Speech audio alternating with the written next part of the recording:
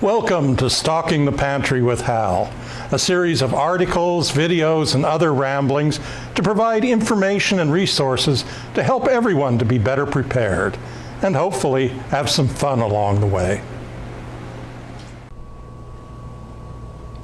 Welcome to another virtual canning party here at the Point Defiance Ruston Senior Center. I'm Hal Meng, and I'd like to welcome you in. Christmas is almost here, cranberries are still in season, and the Christmas table is often filled with ham and turkey, and nothing goes better with those meats than a little mustard. And so today we're going to make a seasonal creation combining cranberries and mustard seed into a cranberry mustard. Now, mustard has been a part of cultures for hundreds of years. It's always been a must on the table. Now that was an intentional pun, by the way.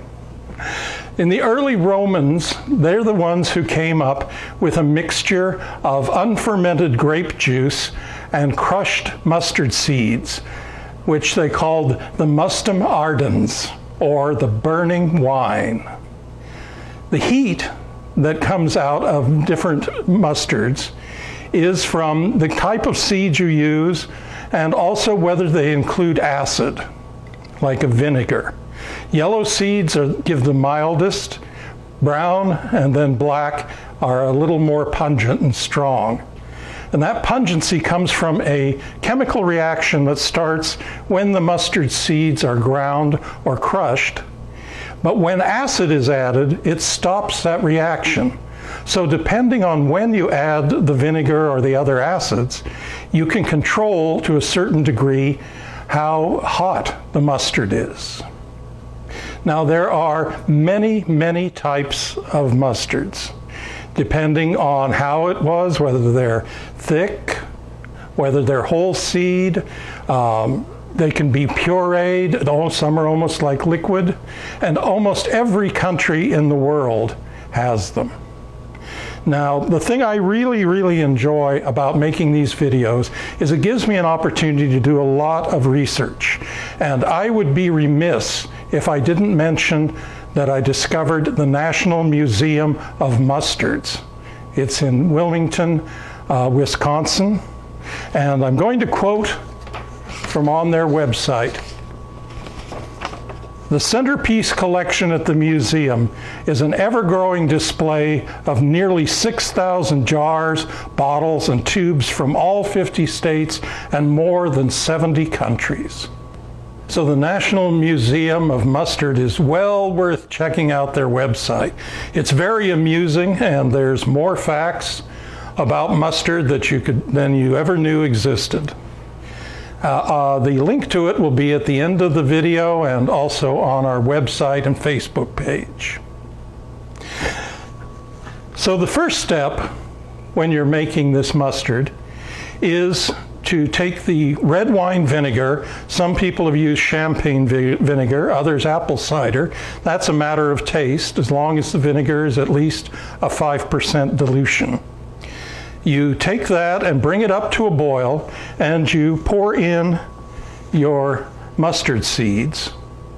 And then you put the lid on and take it off the heat and let it sit for up to an hour and a half so that all the vinegar is absorbed by the mustard seeds. So you're going to have a very mild mustard compared to how hot it could be. Now you need to break up the seeds, and so it's a little easier to puree them separately. The water that you add, and then you puree it fairly fine. Then you take, and by the way, we're doing a half batch today as a demo. You take your cranberries, whether they're fresh or frozen, doesn't matter. You put in the already pureed mustard seeds. Mix it up a little bit, and then I like to use the immersion blender, as you probably have seen, but you can use any kind of a food processor or blender. Once again, a container with high sides.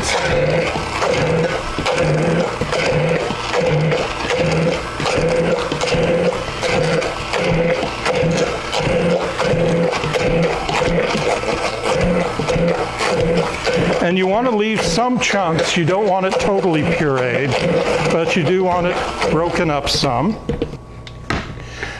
And then we're going to move it into our pot.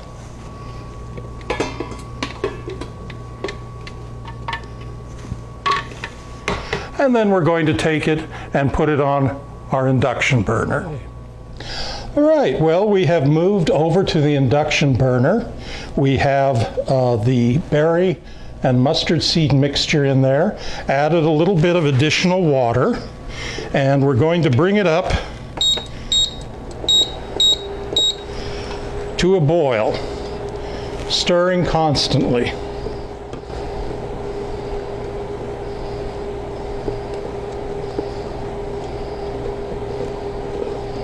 And after it's boiled for about 2 minutes, you want to turn it off if you're using an induction burner. And then at this point, we are going to add the sugar.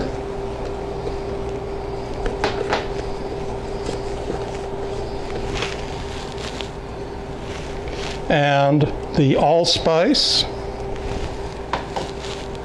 And the powdered mustard.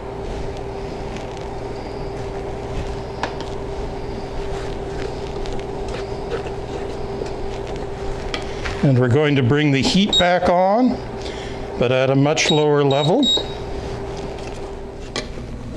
All right, so this had been on the heat for about 15 minutes, just enough so that it cooks down, so that it reaches about this consistency.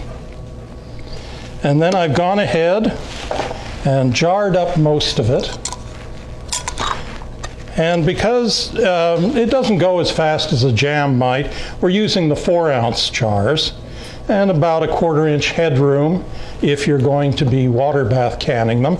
But also you can take these and put them directly into the refrigerator and use them in anywhere from a week to, I sometimes will have an open jar 2 weeks. All right, so thank you very much for joining. We'll be doing one more of these virtual canning sessions in the year 2020. And we're going to be, the next one, I'm going to be talking about looking back and looking forward. Things, how we adjusted to 2020 and what we can look forward to in our plans for 2021. So have a good week, everyone, and we'll talk to you soon. Thank you for spending some time with us as we explore preserving food at home. If you'd like more information about the Center for Food Preservation Arts, visit our website at preservefoods.blogspot.com. You can also find more videos on our YouTube channel, and please like us on Facebook. There are links at the end of this video, but also in the comments section. So please join us in our next virtual canning party as we continue stocking the pantry.